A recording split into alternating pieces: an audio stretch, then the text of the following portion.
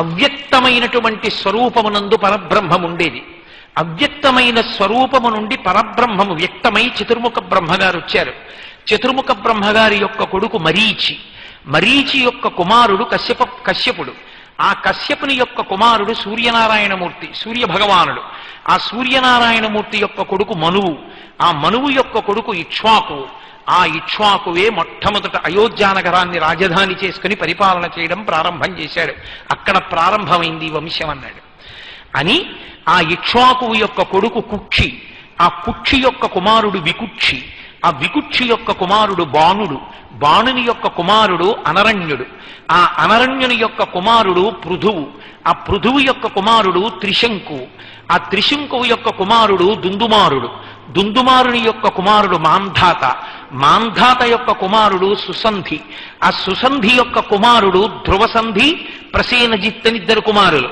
మళ్ళీ ఆ ధ్రువసంధి యొక్క కుమారుడు భరతుడు, భరతుని యొక్క కుమారుడు అసితుడు, అసితుని యొక్క కుమారుడు సగరుడు, సగరుని యొక్క కుమారుడు అసమంజసుడు, అసమంజసుని యొక్క కుమారుడు అంశుమంతుడు, అంశుమంతుని కుమారుడు భగీరథుడు, భగీరథుని కుమారుడు దిలీపుడు, ఆ దిలీపుని యొక్క కుమారుడు భగీరథుడు, భగీరథుని యొక్క కుమారుడు కాకుత్సువు, ఆ కకుత్సువు యొక్క కుమారుడు రఘువు, రఘువు యొక్క కుమారుడు ప్రవర్ధనుడు, ఆ ప్రవర్ధను యొక్క కుమారుడు శంఖనుడు, శంఖనుని యొక్క కుమారుడు సుదర్శనుడు, సుదర్శనుని యొక్క కుమారుడు అగ్నితేజుడు, అగ్నితేజుని యొక్క కుమారుడు మరువు, మరువు యొక్క కుమారుడు అగ్నితేజుడు శీఘ్రగుడు, ఆ శీఘ్రగుని యొక్క కుమారుడు మహానుభావుడైనటువంటి పశ్రుషుకుడు, ఆ పశ్రుషుకుని యొక్క కుమారుడు అంబరీషుడు, అంబరీషుని యొక్క కుమారుడు మహానుభావుడైన నహుషుడు, నహుషుని యొక్క కుమారుడు యయాతి, యయాతి యొక్క కుమారుడు నాభాగుడు, నాభాగుని యొక్క కుమారుడు అజుడు, అజుని యొక్క కుమారుడు దశరథుడు, ఆ దశరథుని కుమారులే రామలక్ష్మణుడు. ఇంత వంశాన్ని చెప్పాడు వశిష్ఠుడు బాలకాండలో.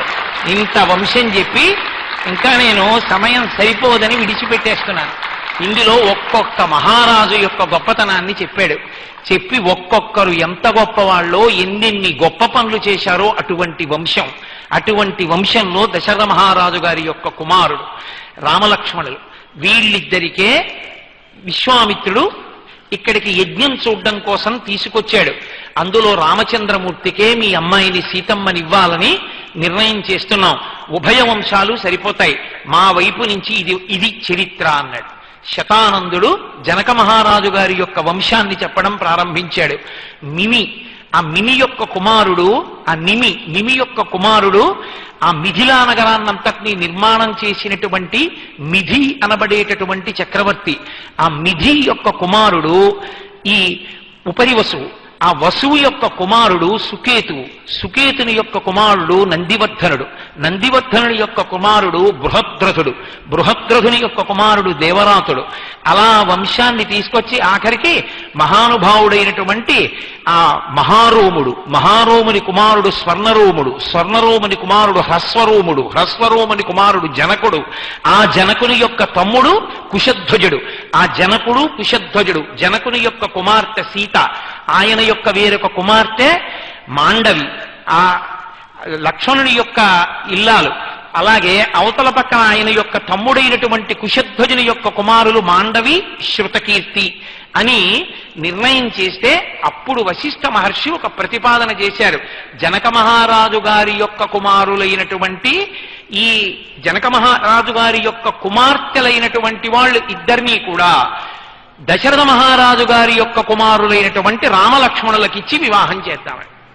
అక్కడికి నిశ్చయమైనటువంటి వివాహం కేవలం రామలక్ష్మణులదే. అప్పుడు విశ్వామిత్రుడు జోక్యం చేసుకున్నాడు. చేసుకుని ఆయన అన్నాడు, భరతస్య కుమారస్య శత్రుఘ్నస్య చ ధీమతః